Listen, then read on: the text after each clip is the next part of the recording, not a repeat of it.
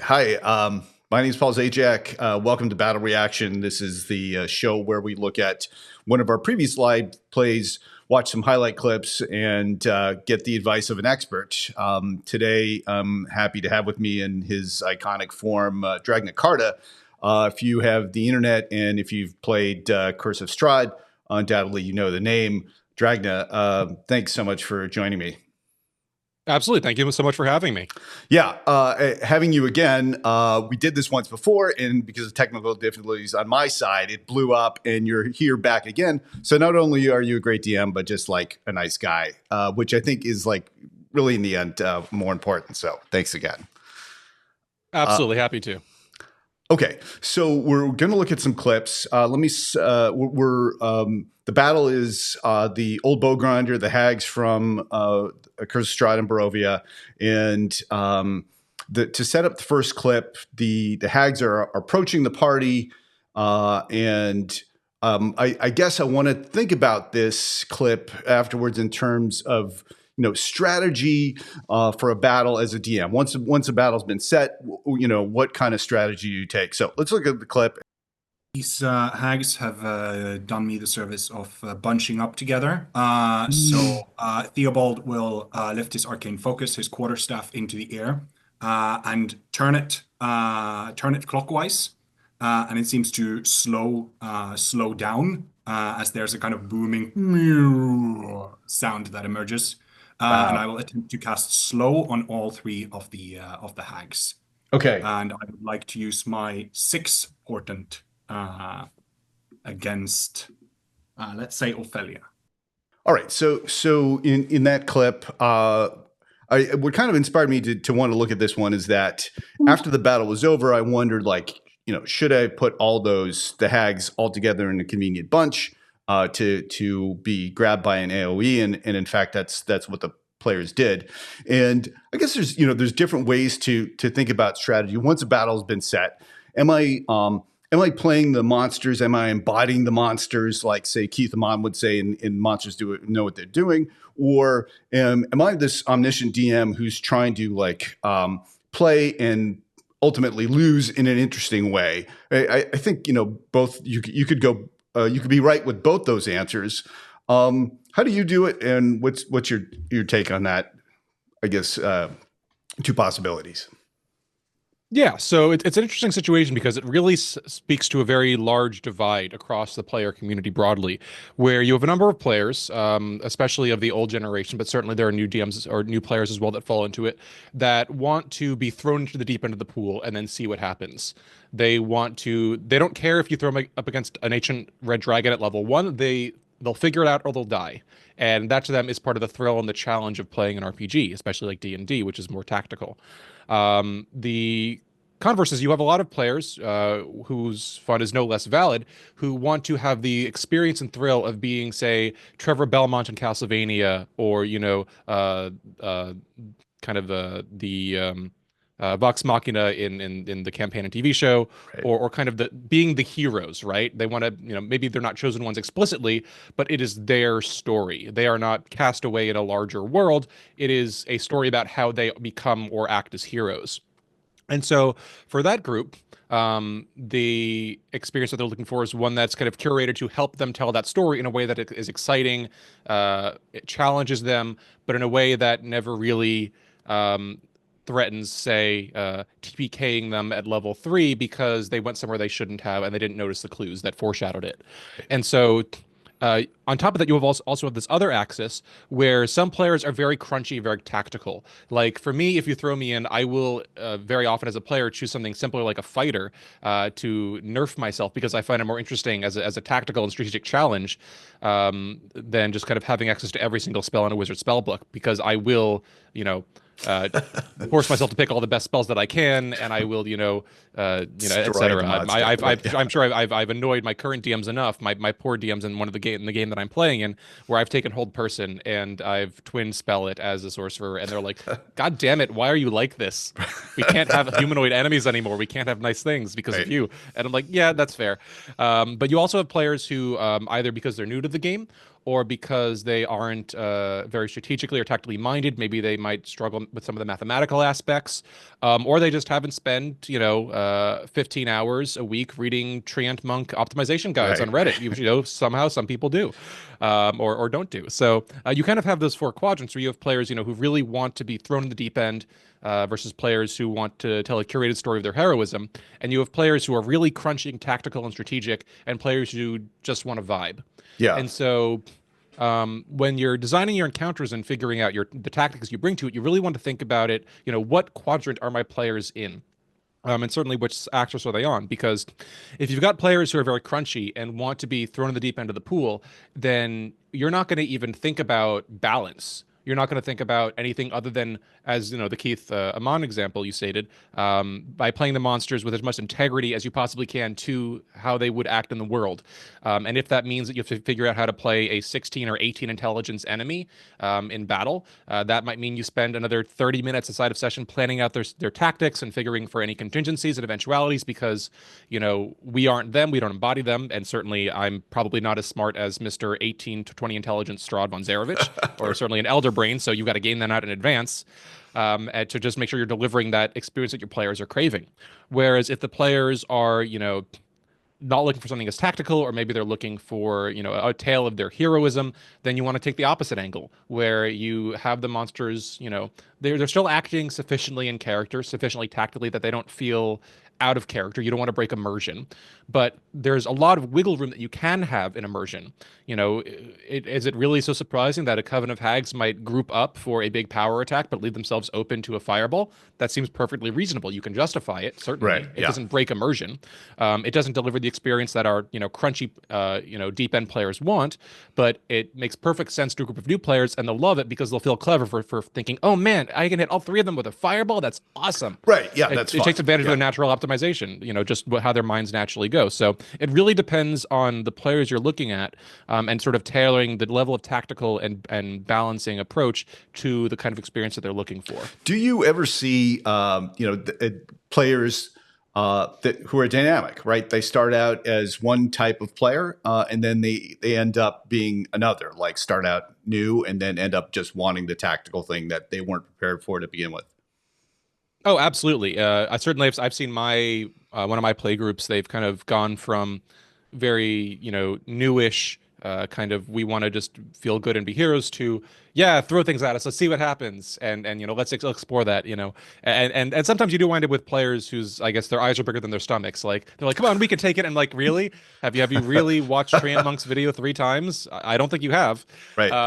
So you might think you could take it. You don't know what what we're talking about here. Like, have you taken Spirit Guardians? No, then don't talk to me. Right. But nevertheless, there's definitely as players get more comfortable, there's a more growing confidence and an interest in taking on more challenging and unbalanced encounters to kind of prove that strategic depth. Because a lot of players, especially, part of the joy of D&D is that unbound strategic and tactical freedom and how you approach things and how you prepare for logistically for different encounters and challenges. And I think that unbalanced encounters can really promote and support that sort of experience. But on the converse side is that D&D certainly, especially, and I'm sure other RPGs have the same issue, it's a very binary state according to the mechanics. Either you win or you die. There are some scenarios where you can contrive the enemies leaving the players alive, but it must be a contrivance. If you're fighting a bunch of ghouls, they're going to eat you. I'm sorry. So the only way out of that is maybe if there's an intelligent ghoul amongst them, or if, there's a Deus Ex Machina or a Diabolus Ex Machina that saves you from the ghouls, but that puts you in a worse spot to compensate for the fact that you screwed up that encounter. Or you retreat.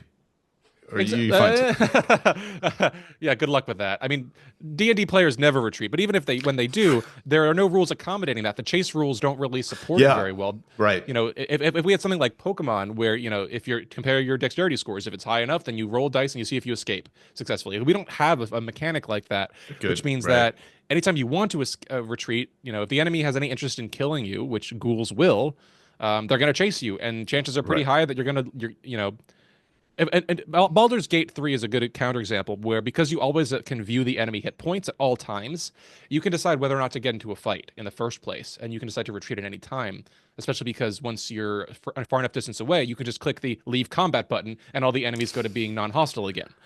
But Right. that's, D&D, tricky to there's not implement a in good D&D mechanism in terms. D&D. Yeah. Exactly. And so, players don't really have that transparency that tells them you need to run away now, so they can't make an informed decision because they're Right. always like, one more hit, bro, one more hit, and Yeah. then surely this giant spider will die. And no, it's still alive. Sorry. Right. So you can run into a number of issues there where, the mechanics don't really support retreating. Players don't like retreating. Right. And so, ideally what you would want is and I've pulled this on my Patreon community server. Would you prefer kind of a save scumming situation where players can reload when they die? Would you prefer, just TPK and, end the campaign, start a new one? Would you prefer a situation where the players can fail forward, like, they take some sort of loss, maybe there's Right. a Deus Ex Machina that saves them, but now they're in prison or something. And overwhelmingly, the response was nobody likes save scumming, but DMs hate TPKs almost as much. Players don't mind TPKs because they're like, okay, I have a new character. Let's play Rime of the Frostbite instead. But DMs really hate TPKs because they put a lot of effort into their campaigns. And so Right. the ideal is ensuring that all of your TPKs can fail forward in some Fail. respect. Right. That Yeah. seems to be the place where DMs and players agree on, but 98% of modules don't provide this or account for it. And I think it's a real situation where DMs and players alike would love to have those deep and more challenging encounters that don't care about balance and let the players strategically think their way through them.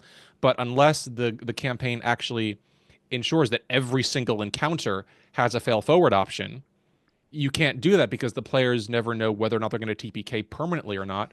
And the DM is running the risk that, this campaign might just be over because of a ghoul random encounter. Right. Yeah. Okay. So our next clip, I think I want to talk about from a perspective of, I guess, design itself. So before, the first one I was considering, like, if you're a DM reading a module, this is the battle, what's my strategy?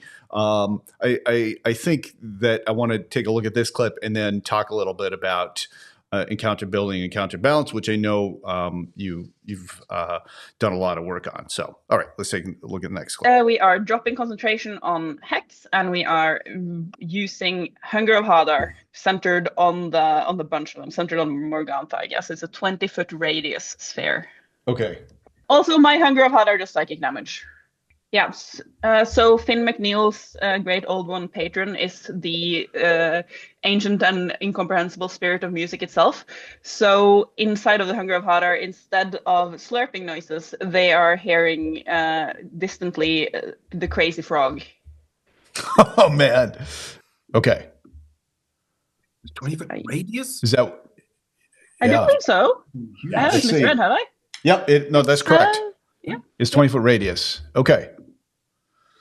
All right. So they are encapsulated in the Hunger of Hadar.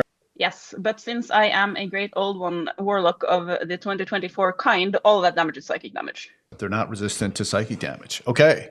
I think I'd started this. I'm not sure we'd started the recording or not, but going like, this battle seems like really hard.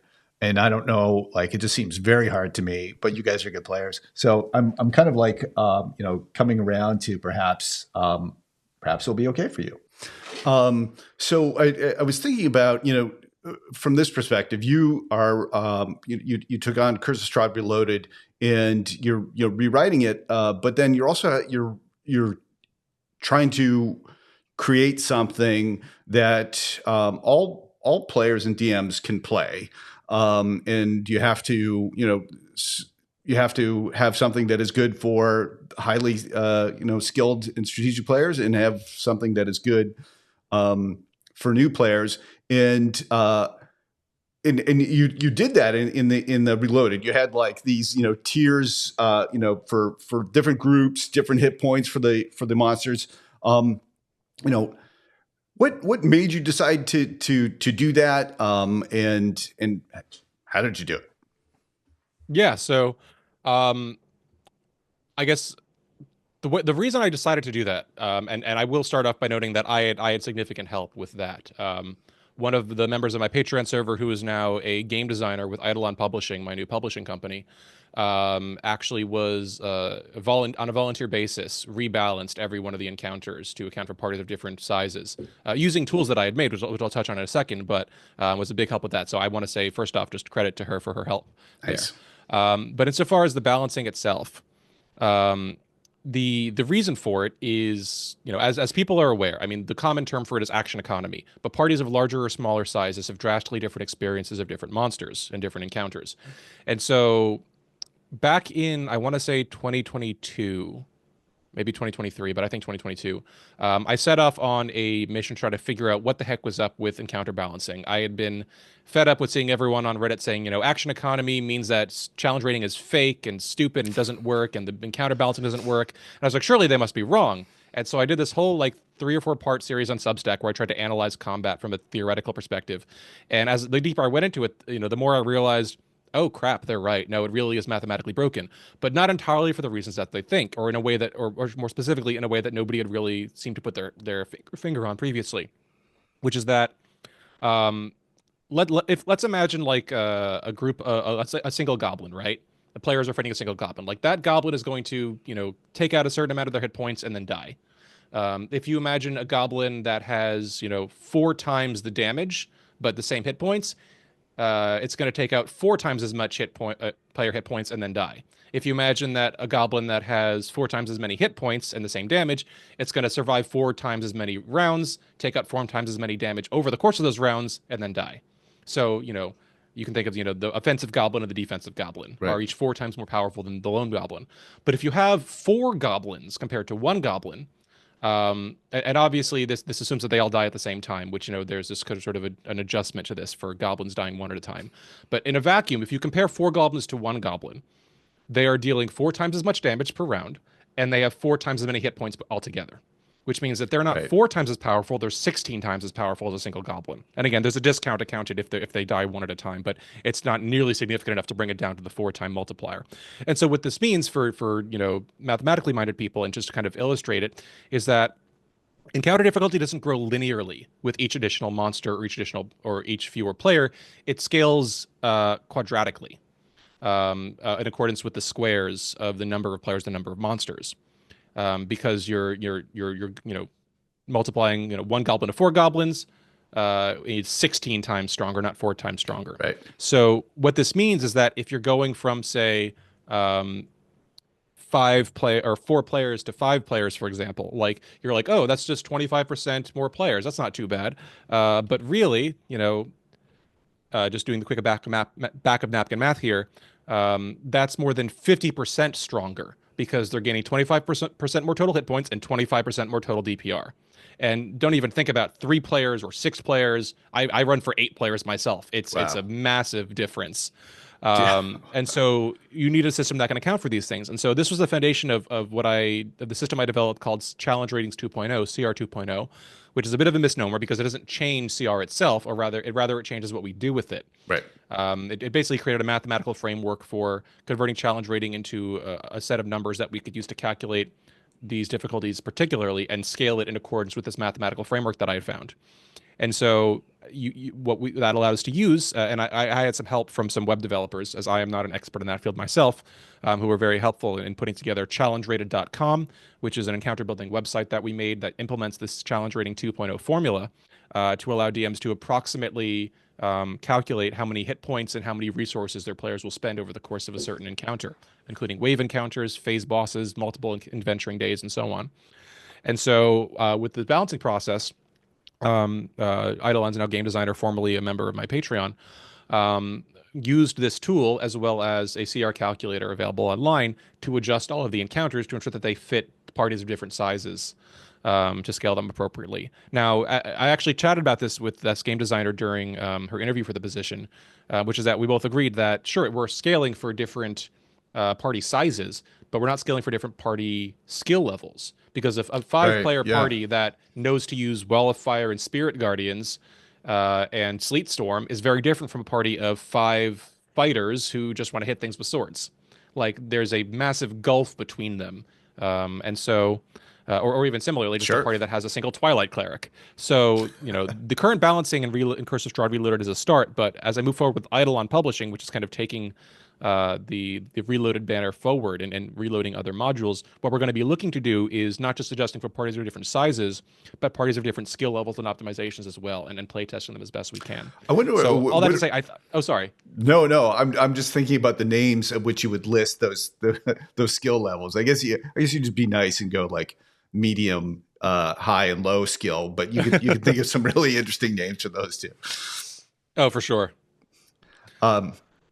I cut you off. I don't know if you had something else. Oh, I was just gonna say, ultimately, yeah, we, I think that, it's essential, and I mean, in a world where you're dealing, kind of to tie full circle, in a world where you're dealing with players that don't really care about difficulty, generally speaking, you can just throw the level 20, the CR 20 Ancient Red Dragon at your first level players and call it a day. Although you might struggle at higher levels because I've done the math, and you need at least one CR 30, if not multiple, to challenge a group of 20th level players. Like anything below that will not do anything. For mathematical reasons that I could talk about for like an hour if you let me. But cutting that short, certainly as you go into higher party sizes, then it gets certainly unwieldy due to D&D's bounded accuracy system, where a party of 8 PCs is so much stronger than a party of 4 that even a young red dragon at like CR 9 is going to struggle with it. But overall, you want to make sure that you're meeting your players where they're at and delivering the experience that they want. And if the number of players or their skill level is altering that, you need to make sure that you're meeting them where they are and not just taking it straight out of the book because that's what you had in mind when you made the encounter. I think it's really interesting that you're going to be accounting for party skill levels, because I think that's one thing that I haven't seen in any books. And I think usually that just gets put on to the dungeon master. This is the skill of the dungeon master, right? Is that you're supposed to account for this and adjust on the fly. And as experienced dungeon masters, you gain more and more a sense of how to do that. And when you're very experienced, you're good at it. And but when you're starting out, like with so many people are, or then they really need something like this. Like I need to learn the tools of the trade. And so having a gradient system that accounts for different experience levels, that's awesome. All right, we're going to move on to our next clip. Let me briefly take a look to set it up here. Hang on. So it's a clip of the coming up is a clip of the fighter who has a great turn. It's he's got a lot of attacks going, and I think afterwards I briefly want to talk about how to deal with characters that have got a lot of stuff to do, to let them shine, but then to keep things moving. All right. G'day, like you better one of yours hiding. And I will quickly stab her with my short sword. I get an 18. Okay, yep, that hits. I've gotten about less, but I didn't need it yet. For 11 piercing damage. Okay. And that will then trigger wax. So I will hit her with advantage with my scimitar. Oh, the dice are hot. That's wow. 26. Nice. There's no point in stopping now. I need to roll damage. 10 damage. Slashing. Wow. Okay. Short sword comes again. That is a natural 1, but I am a halfling, so I can re-roll that. Nice. Getting a 13. Let me get that blessed die. I need it now. 17? 17 hits. That's their AC. That's your damage, Jon. All right. I'll take it. Damage. Another 10. Another 10. And because the way I did things, I have to use my last attack with the scimitar. Can't switch to whip. With advantage. Getting a natural 20. Oh, man. Nice. And to add insult to injury, I will add a battle master maneuver to that. Okay. So I will do my push. Back in the darkness with you. Right. So that's 15 damage, plus the Battle Master damage is an additional 8 damage, and she has to save strength DC 15 or be pushed 15 feet back. So we're seeing a long turn, and essentially it's a conversation between the dungeon master, me, and the other player. He's doing a lot of stuff. I guess one of the things I want to say is that even though I'm making a YouTube channel, I don't necessarily think that I'm like a great DM. I think I'm like an extreme enthusiast of the game and someone who's like trying to learn to be better. And I think that maybe a better DM could have been better at moving things along or giving more thematic descriptions to things. I think also one of the things we don't see is that I spend like a bunch of time editing out people going looking things up. So that turn was even longer. I know that's one of the things that you think about is how to make things cinematic, and that you've said before that in your own player turns, like you aim to have your turn done quick. So, what are some things you do as a DM to help things move along? What are some things you do as a player to help things move along? Yeah, so, kind of in terms of contextually, obviously D&D has a lot of moving parts in combat. I mean, if you just look at the number of interchanges in a player turn, like you say, okay, it's your turn. They've got to snap to attention. It's probably been 25 minutes since their last one at the average table. So they got to recheck the board, take a look at everything. They've got to take a look at their character sheet. Many players will not know everything that they can do. Maybe they'll have to reread the text of a spell, be like, can I reach that? How many squares can I move again? Kind of thing. How many hit points does that guy have? Should I hit that one or that one? Kind of hemming and hawing. And then even once they decide what to do, and finish going back with the DM and other players, there's okay, I'm gonna do this one. I'm gonna do this thing. And I have to go find the right. Where's my D20? Here's my D20. Roll it. Add the modifier. Does it hit? The DM has to check the stat block. Say okay, it hits. Go back to the player. Player's like, okay, where are my damage dice? Find the right damage dice. Roll them. Count them up. It deals that much damage. And the DM notes that down and says, okay. And here comes the words that I hate to utter during combat, which are anything else on your turn. Oh, because it's technically speaking, if they have a bonus action, if they have extra movement, they might do more. 90% of the time they don't, but you got to ask. So because D&D lets you do multiple things on your turn, and often you might split them up for whatever reason. Right. So there's a lot of moving parts and a lot of overhead in D&D combat. So my approach, as I can, is kind of a few things, which is first. I want to try to hit a few different goals. I want to make sure that players always feel invested and engaged, even when it's not their turn, so that they're not tuning out and feeling bored or feeling left out. Secondly, I want to make sure that we're wasting as little time as possible and moving the combat along as quickly as possible. And thirdly, I just want to make sure that the combat's fun and exciting. It's cinematic, like you said. So one of the biggest things that I've done for this is I've implemented explored what I call the planning turn, which is at the start of combat, if I anticipate anything, taking a little bit longer, especially for larger scale combats. At the start of every round, the players have as much time as they like to discuss, strategize, ask me questions, ask each other questions, decide what they're going to do that turn, check their character sheets, check the rule book, and kind of iron everything out. I like to, end the planning turn by saying, okay, has everyone figured out what they're probably going to do? Does everyone know the rules for how to do it? And does everyone have the dice they need to do it?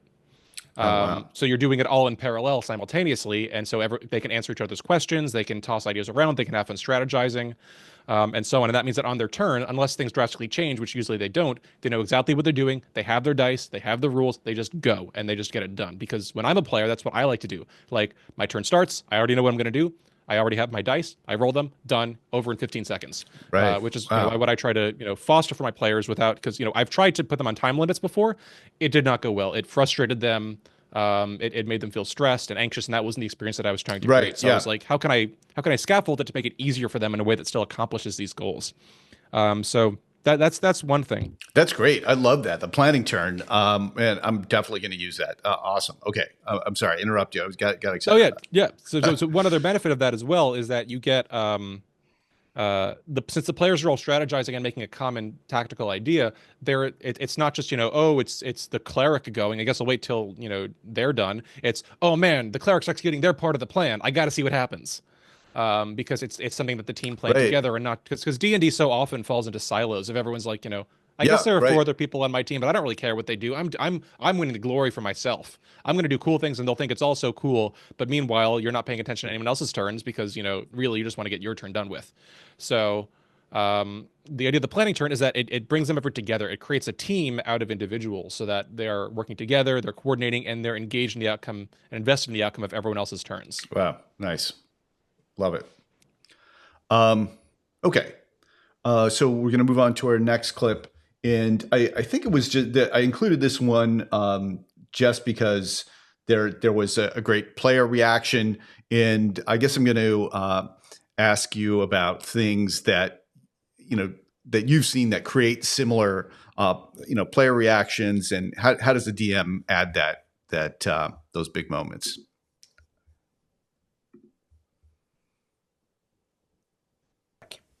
It doesn't matter because with 12 damage, you see all the hags just crumple down and lie down on the ground, and that appears to be it.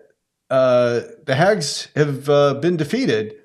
As you were kind of starting your celebration, something happens, and from the the hags kind of like crumple to the ground, Obi-Wan Kenobi style, with just their robes. But then out of the robes,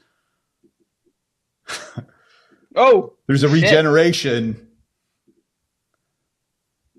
of the hags. Excuse me?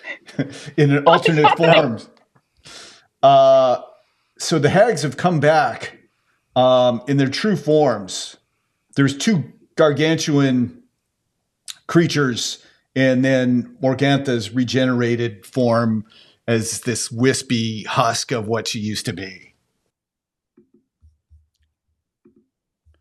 So I guess the simple answer is how to create those moments is planning. And maybe you have some tips on that, or maybe you just want to share some great moments that you've seen. I don't know. Sure. So specifically the transformation moment, the second phase. Right. Yeah. Yeah. So just to talk on that one specifically, like as context, I consider myself very bad at being creative. Don't worry, I'm getting somewhere with this. Like there are people who have like ideas that overflow. They're like, oh man, wouldn't it be cool if this happened? I do not have that. I have never had a muse. I consider myself critically deficient in that respect, which is why this particular moment in the hag boss fight was purely functional for me. Because and I'm glad that people like it so much, but I didn't even it didn't start as an idea. It started as like, oh damn it, I need to figure something out here, because the way that boss fights generally work, just as a starting point, people are very familiar with the action economy phrase, like, oh, 5 players against 1 boss monster, the boss monster is going to lose. And of course, if you make the boss monster strong enough, then it becomes a glass cannon. Either the players die on the first turn or the boss dies on the first turn. And with respect to the CR 2.0 work that I've been doing, I was able to mathematically identify this and understand it. And the way that challenge rating math works as well is that monster challenge ratings are based on 2 factors: their offensive capability and their defensive capability. And so when you scale in challenge rating, like let's say you go from a dragon wormling to a young dragon to an adult dragon, offensive and defensive capabilities tend to grow in tandem, which means that it hits harder at the same time that it lasts longer. But D&D monsters are built in such a way that, they're meant to be groups of, 3 to 5, in terms of player difficulty. Because if you have a single monster that's of high CR, which has enough hit points to survive, its damage is going to be so high that the players are going to die on turn 1. Right. So what you need to do in creating these monsters is to have a very low offensive amount, a lower damage. We call it an offensive challenge rating is the official term. That is more reasonable for a monster that the players would normally face at their level, but a very high defensive challenge rating to compensate, because the offensive and defensive challenge ratings are averaged together. And the final challenge rating is what tells you how difficult your encounter is using CR 2.0. So, what this winds up being in practice is you have a monster with kind of, a normal for, the player's level DPR, damage per round, but a very highly inflated, number of hit points. And so in practice, what that means is you've got a monster that's doing the same thing every round for like 6 or 7 rounds, and that can get boring fast. Yeah. So the way that I approach this is kind of, certainly I wasn't the first. Rime of the Frost Maiden had done this at the end with Oral's 3 forms. Yep. Netherdeep did so as well with its. But fundamentally, the way to make it work in my mind was, we split the boss into 2 halves, first phase and second phase. So this way, you still have that functional, very large health bar, and the damage is the same throughout the 2 phases, but the flavor is changing halfway through. So the players feel like they're getting some variety, and there's a shift in the dramatic tension as the fight unfolds. With respect to the hags themselves, obviously it's a little bit weird because there's 3 of them as opposed to just 1. So in a vacuum, you're like, but I don't need to do this because there's already 3 of them that fits the D&D mathematics. But with the night hags specifically, and hags generally, they form covens, right? Which means that as long as all 3 of them are alive, they are much powerful than they would be alone. And, in Rules as Written, Curse of Strahd, as soon as you kill one of the hags, the other 2 are basically useless. The fight is over. Yeah. Which means that, your cool boss coven fighter is only as strong as its weakest member. And if the player is, focus fire that hag on, within the first 1.5 rounds, then the fight's over in 1.5 rounds instead of taking the cool 6 or 7 rounds that you wanted. And so I wound up tying them together so that they all shared hit points. They were all functionally a single stat block with 3 limbs acting on their own turns. And that when one took damage, they all took damage to kind of make sure that all of them would survive until the end. But also the players could advance by hitting any one of them.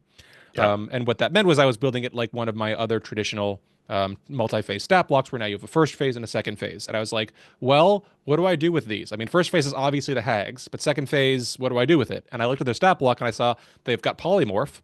They never use polymorph, like in most fights. Like maybe they'll polymorph the players, but like it'd be much cooler if they polymorph themselves. And I was flashing back to like, Sword in the Stone, the animated film, like, the different transformations into like different animals and things. And I was like, wouldn't it be cool if they became like monstrous like beasts? And so I could finally use that polymorph vibe and get across that witchy hag vibe. And so that's what I wound up doing to implement that second phase. And from there it was just a matter of figuring out, well, how would, these giant monstrous demonic animals fight in battle? And it all was downhill from there. So you did have a creative idea, but it was inspired by the numbers. Like that. Exactly. Okay, let's move on to our next clip. And so this was just kind of a humorous moment, and then I want to talk a little bit about humor in dark campaigns. What's the How many hit points you got right now, Mervin? Right now, I am down to 21, so I am bloodied. I am also stunned. Stunned, yes. I don't know if we can fix that. No. Was that a spell that did it? Yes. I don't think so. What was it spell? Okay. Was a spell. Okay. But another character could shake you out of it, right? Yeah. Yes. Right. Yes. I'm thinking that it would be. I got you, buddy. All right. Then I will hold turn off. Is next. So if you don't right. Yeah. Take the effect. Point. I thought you'd already gone. Got it. Can you do like a tiny bit of damage? Yeah, that's what I was thinking. Like, I don't have a lot of strength, so anything strength-based would not do a lot. Can I try to toss my mace at him? I don't think it's a thrown weapon. It would be an improvised thrown weapon. Sure, right? yeah, sure, of course. Attacks against me have advantage. Oh, yeah. All right. So it's an improvised thrown. So that would be strength. That would be D20 -1 for strength, right? Nor proficiency, because I've not got proficiency with improvised weapons. I still have 60 in armor class, so you have to be able to actually hit me. I do still have the +4 from Bless. All right, and advantage. And advantage. All right. So that's 2 D20s. There we go. I believe that's a hit. Yeah. Yeah. Okay. All right. So roll for damage. Let's see how much damage you did. All right. So that's 1d6 -1. Come on. Oh. 4. That's 5. Ow! Yeah. That's 4 damage. Yeah. And and I will cast another first level healing word on him. Okay, nice. I like make up your mind. Okay. That's 9 hit points back. Nice. Okay. All right. So some strategy there, but ultimately it was I thought it was a funny moment. And so I guess the question is how do you handle humor when things can like pretty easily devolve? I guess you don't want to limit it, but I guess it can just change the character of your campaign. I think the last time we talked about this, part of the answer is the session 0, but then I saw a recent interview with somebody, and they were saying like things are going to devolve, and you kind of just have to go with it. I don't know. What's your take? Yeah, so I think fundamentally, contextually speaking, the DM has a few different roles, right? The DM is the designer, the one who creates the adventure. They are, the adjudicator, the one who makes the rulings. They're kind of the table manager. They help schedule things and mediate disputes. But the last of these is the performer, the ringmaster, the one who brings the game and brings it to life and entertains the players. Because fundamentally, I do believe that we are not storytellers, we are entertainers, and we are facilitators of player storytelling. And so ultimately, when you're going to the movies don't decide what movie you see, whether you see a comedy or a horror film. You buy the ticket. You decide which theater you walk into. And so the players are the moviegoer. They're deciding how do I want to be entertained? What experience do I want? And certainly in session 0, that might clash. And the DM might not have fun having a certain tone, or maybe different players want different things. And you should certainly reconcile that in session 0, or session 0.5 if it crops up in the middle of a campaign. But fundamentally, if the players are entertained and having fun, that's the important part. As the DM, I guess kind of a benefit of not having really a creative investment in what I make so much as a functional one. I don't really have an ego about it. Like if I build something that's kind of spooky and ornery, my players, turn into an uproaring, laughing good time. That's fine by me because they're having a great time. They're enjoying themselves, and I help make that happen. But and certainly in the broader sense, there's nothing wrong with having a back and forth, because even within darker campaigns, you need moments of light and levity to have the contrast matter. Yeah. So certainly, a campaign that's nothing more than just kind of showing up, kind of talking grim in character and sort of being moody and angsty the whole time is going to miss out for the fact that it never has those moments of light or levity. So I think overall, if you're trying to curate a certain experience that you think your players will enjoy more, then sure, talk to them about it, try to set expectations, explore that and see if it's really more fun. But generally speaking, if the moment is right, it's really hard for, good memories, fun memories, and just having a good time with your friends to beat a moment when everyone is cracking up for 3 to 5 minutes straight over some dumb joke the rogue just made. Yeah, for and sure. Like that is the camaraderie and fun and joy that we come to this table for. And the story is great, the tension is great, the mood is great, and the atmosphere is great. But ultimately, we want our players to have a good time, and if they're doing that, then we're doing our job. Yeah.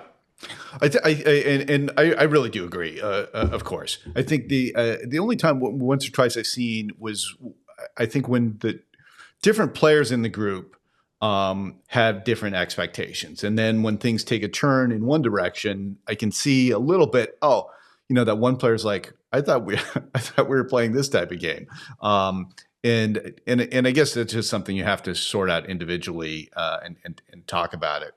But I guess that's the only thing sometimes I see take a turn. Yeah, it's funny because I've seen it go both ways, and that kind of, I guess you could say there are players that play D&D for the game and players that play D&D for the friends. And certainly many more DMs play for the game than for the friends a lot of the time, because otherwise we wouldn't be DMs. Not that I don't love my friends and my players; they're fantastic. But I'm here because I'm playing D&D, and if it were board game night, I would still be there, but I'd be a little less excited about it. But which all is to say that if you're a player who's here for the game, you probably have a very specific idea of what you want out of it. And in many cases for those players, they wind up having much better times in online games where there's an application process, a filter, maybe you're paying a DM because you have the exact experience you want. And I've spoken to a player of mine that was in one of my games in the past that kind of had some clashes with other players who wanted a more casual game. and that player, they wanted a tactical, strategic game that was crunchy, hardcore, and they found a group of players that did that for them, and they had the time of their lives. Everyone was, on all, revving on all cylinders, like a team of rowers in perfect sync. Another player of mine, a DM, usually found a group that was mostly other DMs, and they're telling this incredibly narrative, character-driven story that this DM could never get from their other players because they just they're not DMs, they weren't there for that experience. But conversely, you've got many DMs and players who prioritize the friend group. The DM is something for the friend group to do as opposed to for its own sake. And if you kind of took that away and focused more on oh, we're supposed to be having a narrative character heavy campaign or a crunchy mechanical one, then they'd be like, okay, but can I make fart jokes, please? Right. Yeah. That's that's a big reason of why I'm here, because our friend group makes fart jokes and I want to make fart jokes. So it's tricky because you've got groups of players that want different things, and I think in general we've become very adept as a hobby and community at papering these over.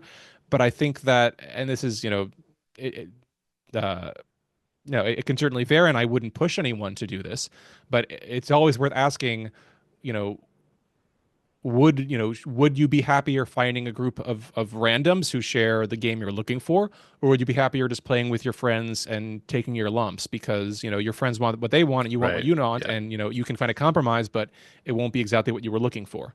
So it's just something I think that play groups need to think about, and sometimes there are especially in places where that tension is particularly strong, some players just shouldn't play together because what they want out of the game is too uncompromising and fundamentally irreconcilable. And that's not a problem with either one of them. But it does mean they need to acknowledge that, maybe even though our friends are playing together, maybe, the two of us shouldn't play together. And that's fine. Right. I think that's how I've seen it end usually, is that somebody realizes, I need to be in another place. And that is it. So the hags finally dissipate, and you've defeated the coven 2 times effectively. And Morgantha is like, as she dies, she screams like, I hate you, Hadar. And she's gone. All right. So in this adventure was the hags just couldn't get out of Hunger of Hadar, so that inspired Morgantha's hate. I wonder if they knew each other at some point. So that ending fit this group. I don't know. What are some of the things you try and do at the end of a battle or at the end of a great scene to tie it up nicely, to make it more memorable? Yeah, so I've stolen shamelessly from Matt Mercer's "How do you want to do this?" Every time I give a player a final blow on the final enemy of the combat, they get it, and I like to invite them in and give them the opportunity to dictate and narrate how they take it and how they finish things. Right. Me too. From there, I usually take what they've handed me and kind of spin it off to kind of narrate it to give it a proper cinematic finish, and then I just kind of let the smoke clear and see what the players do from there. Yeah. Yep. I think involving the player in the end, describing is the way to go. Okay, well, we did it again. DragnaCarta, thanks so much for joining me. Let's go through some of the places that people can connect with you, and what you're working on next. So just tell us the details of that. Yeah. So again, I'm DragnaCarta. I am. You can find my current, I guess you could call it a magnum opus, Curse of Strahd Reloaded, at strahdreloaded.com. It's a comprehensive re-envisioning, or not re-envisioning, but rewrite of Curse of Strahd and fleshing out the basic concept of not aiming to change it creatively, but rather asking what would the writers have done if they had all the time and resources and editing and playtesting that they could have in order to flesh it out in a way that would be fully usable by DMs at the table. That wouldn't have kind of problems with disorganization or lore holes or things like that. So that was my effort to do that. It just recently finished. I posted the final arc just the end of May, I believe. And I'm currently working on the epilogue for it as of the time of this recording, as well as an optional downtime arc that I'll add sometime over the summer. So if people are interested in my work, there, they can find it at strahdreloaded.com. I'm also on Patreon. Patreon.com/DragnaCarta, where people, can see previews of my work, access my community Discord, as well as look at some of the projects that I'm working on in particular. I'm working on something called the Dungeon Master's Guide Reloaded. That's kind of a code name, I guess you could say, which is a textbook on game and narrative design that's been in development for the past 2 years or so, with the goal of eventually publishing it, hopefully this year publicly, to really help people understand, from a theoretical level, foundationally, how game and narrative design work and how you can use them as a DM and more broadly as well. So those are my main projects there. Obviously, CR 2.0, I've mentioned. If you'd like to check out the encounter building tool, it's challengerated.com. I expect to, update it for the 2024 rules at some point within the next year or so, and try to make it more accessible in that respect. But really, my big focus and priority right now is my new publishing company, Eidolon Publishing, which launched toward the end of May. Basically, the purpose of it is to kind of take the Reloaded model forward and continuing reloading other adventures, beginning with Lost Mine of Phandelver this fall, to try to flesh it out, help make it more accessible, cover more contingencies and eventualities for DMs who otherwise might get lost, especially new ones, because of the subject matter, providing educational materials for newer DMs insofar as narration, adjudication, understanding how the flow of the game works. And so we'll have a Kickstarter for that this fall. We're also working on an original web platform for it, which we're very excited about, which we hope should make the running process significantly easier. So you could find us at eidolonpublishing.com, or if you want to learn more about Eidolon's Phandelver Reloaded and get time to get information about it, you can check out eidolonpublishing.com/LMOPR. And LMOPR, yes, that's right. I'll put those in the in the links below. Thank you. And finally, if you want to support Eidolon's work, you can also find us at patreon.com/Eidolon Publishing, where we are making available our community Discord as well, although that's free. We have a free Discord as well to our general community, as well as playtest opportunities and developer commentary and updates to really let people have an inside view of what we're working on. We've been growing significantly over the past few weeks, and I'm very excited to see what we're able to release over the summer and beyond. So, and certainly once Phandelver's done, we'll look to do other adventures, maybe Dragon Heist, Witchlight, Avernus, Frostmaiden are on the roadmap. So we're going to want to listen to people and see what they think, see what they want. And just, ultimately our goal with Eidolon is, to put it in a nutshell, our mission is to end the DM shortage. We want to make DMing so easy, accessible. All of our core products will be released free to the community. And we want to ensure that, anyone can just pick up and grab it and go. And have an easy time modding any adventure, running any adventure. If they only have 5 minutes to prep beforehand, whatever your preference is, that the tools of the adventure itself help and support you in doing so. So that's our guiding light. That's our mission. And hopefully with Phandelver Reloaded this fall, we'll be able to take the first step toward doing so.